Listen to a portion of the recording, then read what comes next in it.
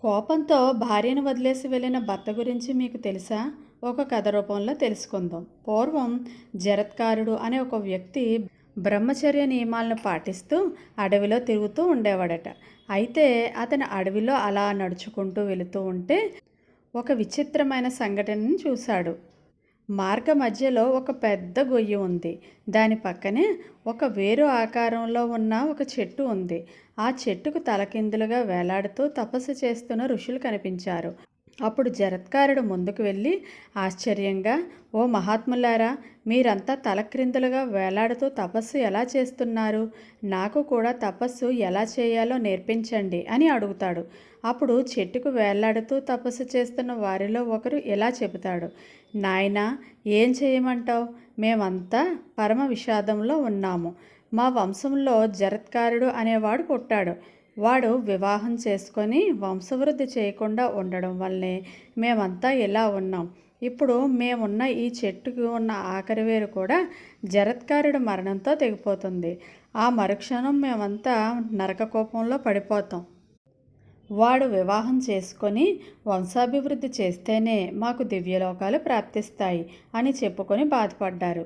ఆ మాటలు విన్న జరత్కారుడు ఆశ్చర్యపోతూ తను చేసిన తప్పు తెలుసుకొని బాధపడుతూ, ఓ పుణ్యాత్ములారా, ఆ జరత్కారుడును నేనే. మీ వంశంలో పుట్టిన ఆఖరివాడను నేనే. నేను చేసిన తప్పు వల్లే మీకు ఈ పరిస్థితి కలిగింది అని జరత్కారుడు బాధపడ్డాడు. అయితే నేను పెళ్లి చేసుకుంటాను, కానీ ఒక షరతు పెట్టాడు. నాకు కాబోయే భార్య పేరు కూడా నా పేరుతోనే ఉండాలి. అలా అయితేనే పెళ్లి చేసుకుంటాను అన్నాడు. అప్పుడు తను పెళ్లి చేసుకునే అమ్మాయి కోసం జరత్కారుడు ఊరూరా తిరగడం మొదలుపెట్టాడు.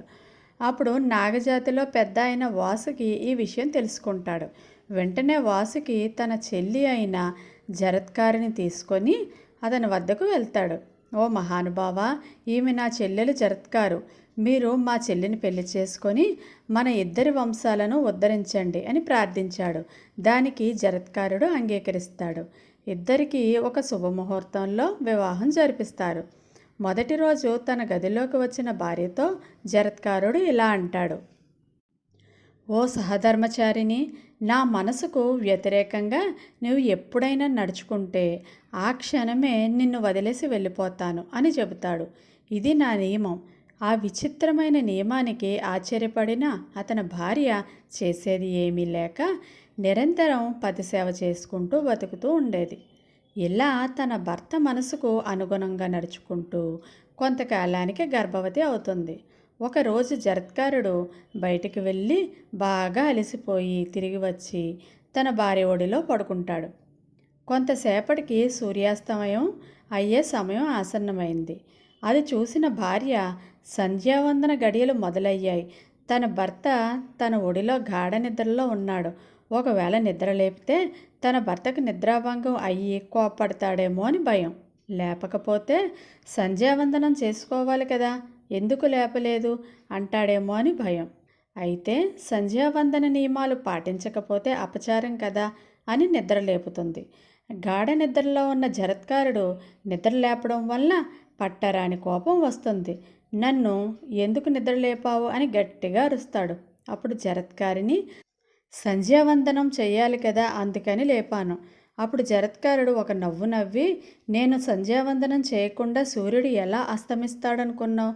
సూర్యుడికి అంత ధైర్యం ఎలా ఉందనుకున్నావు? ఈ విషయం కూడా నీకు తెలియదా?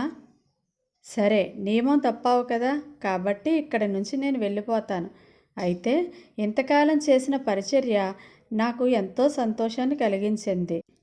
అయితే ఇప్పుడు నీవు గర్భవతివు కదా, నీకు సూర్యుడితో సమానమైన కొడుకు జన్మిస్తాడు అని ఆశీర్వదిస్తాడు. వాడు మన ఉభయ వంశాలను ఉద్ధరిస్తాడు అని ఆశీర్వదించి అక్కడి నుంచి వెళ్ళిపోతాడు.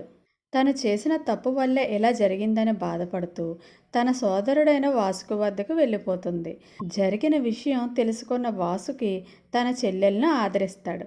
తరువాత తన పండంటి బిడ్డకు జన్మనిస్తుంది. ఆ బాలుడు పెరిగి పెద్దవాడై ఆస్తికుడు అనే పేరుతో పరీక్షిత్తు కుమారుడైన జనమేజయుడు తలపెట్టిన సర్పయాగాన్ని ఆపి నాగవంశాన్నందరినీ ఉద్ధరిస్తాడు.